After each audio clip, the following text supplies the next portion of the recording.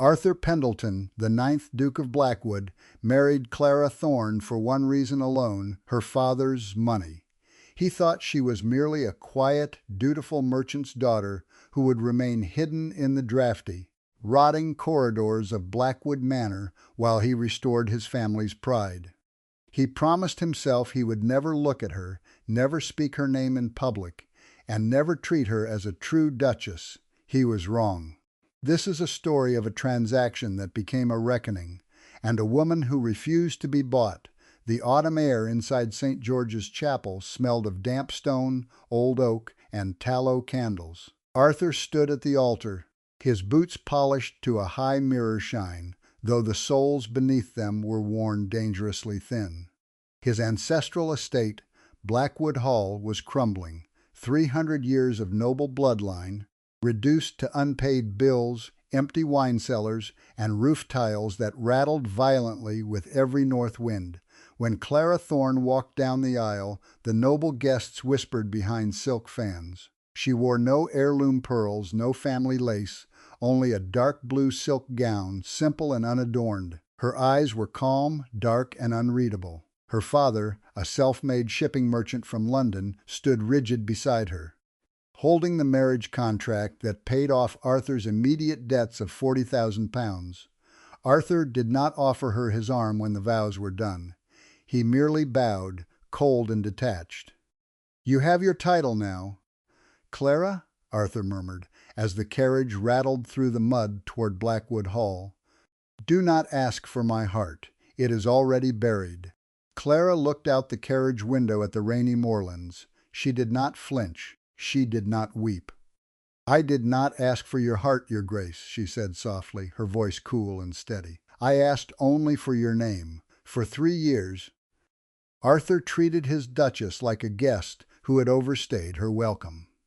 He spent his months in London, attempting to regain his standing among the lords of the ton, while Clara remained alone at Blackwood Hall. He thought she passed her days embroidering or staring at the rain. He did not know that while he dined on credit in Mayfair, Clara sat in the damp estate library until midnight, reviewing 3 decades of Blackwood financial records. Where Arthur saw nobility, Clara saw catastrophic waste. Unpaid tenant rents, fraudulent steward charges, and extortionate interest rates from a shadowy London banking syndicate known as Barclays and Sons. The house was bleeding gold, and Arthur was too proud to notice who was holding the knife.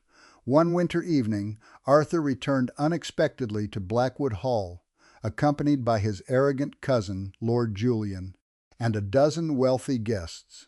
He demanded that Clara host a lavish dinner on 2 hours' notice to impress potential investors. When Clara entered the dining hall, wearing a simple wool dress, Lord Julian sneered openly. "My dear Arthur," Julian laughed, raising a glass of Madeira, "your merchant bride seems more suited for the housekeeper's keys than the Duchess's tiara. Has she spent her father's gold yet, or are you still living on trade money?" The table fell silent. Arthur looked at Clara, expecting tears. He expected her to blush and retreat to her chambers. Instead, Clara raised her head. Her dark eyes locked onto Julian with terrifying stillness. "Trade money built the ships that brought the silk upon your back, Lord Julian," Clara said, her voice carrying cleanly across the hall. "And if I am not mistaken, it is trade money that pays the mortgage on your own estate in Sussex, which, coincidentally, comes due next Tuesday." Julian's face went white. Arthur stared at his wife, as if seeing a stranger for the very first time. By the 4th spring, the final hammer was ready to fall on Blackwood Hall. The London banking syndicate issued an immediate foreclosing order on the entire estate. £300,000 in accumulated debt, due in full within 48 hours, or the Duke of Blackwood would be stripped of his land and dragged to a debtor's prison. Arthur locked himself in his study.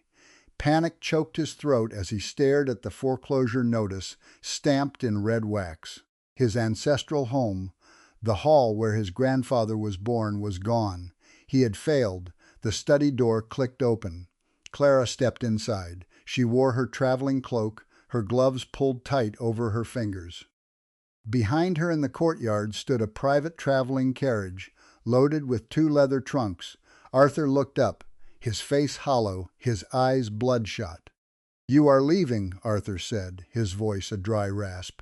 "You heard the news, didn't you? The bank is taking everything. I have nothing left to give you. You may return to your father." "I am leaving for London, Arthur," Clara replied calmly. "Then go." Arthur spat bitterly, sinking his head into his hands. "Leave me to ruin. You got what you wanted. You were a duchess for 4 years. Clara walked slowly to the desk. She did not raise her voice. She did not show anger. From under her cloak she withdrew a heavy leather-bound ledger embossed with gold lettering across the spine, Barclays and Sons Banking House.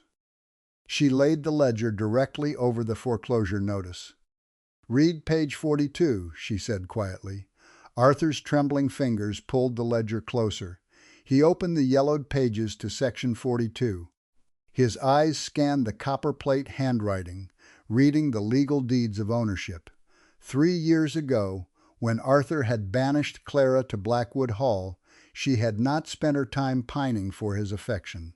She had used her personal inheritance from her mother's estate to quietly buy up the distressed debt notes of Barclays and Sons Banking House, bit by bit, bond by bond. She had bought out every partner, every share, and every deed until she held 75% controlling interest in the very bank that held the mortgage on Blackwood Hall. Arthur stared at the parchment, his heart hammering against his ribs. "You," Arthur stammered, standing up so fast his chair overturned. "You own the bank." "I own the bank, Arthur," Clara said, her eyes calm and unyielding. "I own your mortgage. I own your lands, your forests, your horses, and the very chair you were sitting in." Arthur stood frozen, the breath completely knocked from his lungs. The proud 9th Duke of Blackwood, whose ancestors had fought alongside kings, was standing before the merchant's daughter he had tried to ignore.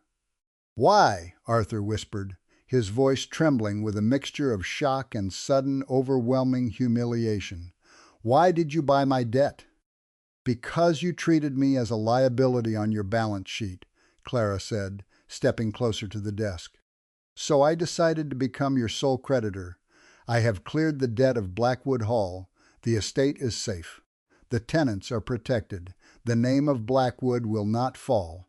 Arthur took a step toward her, his eyes shining with tears of shame and a sudden, desperate realization of what he had thrown away.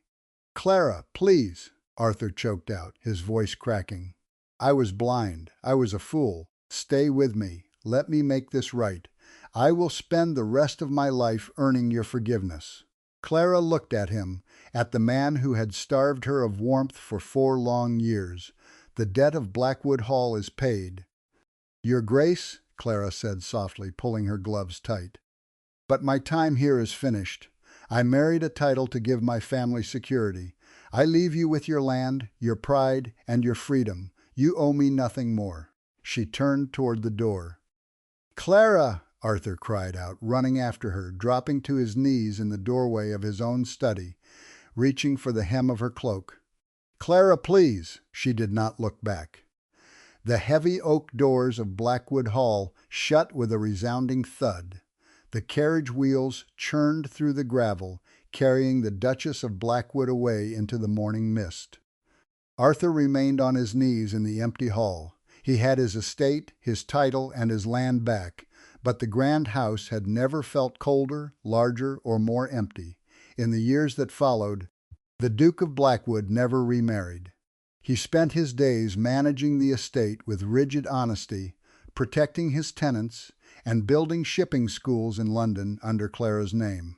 Every evening, he sat in his quiet library, staring at the black leather ledger resting on his desk, a permanent reminder of the woman he had underestimated, and the only love he had ever truly lost. Thank you so much for watching this complete story on Secrets of Belgrave. Clara's strength reminds us that true nobility isn't born in titles, but in dignity and intelligence. If you enjoyed this tale of passion, Pride and Sweet Revenge, please leave a like on this video. It really helps the algorithm bring our stories to more historical romance lovers. Don't forget to subscribe and turn on the notification bell so you never miss our next full narration. And tell me in the comments below, do you think Clara was right to leave Arthur after he realized his mistake, or should she have given him a second chance? I read every single comment. Until next time, stay passionate.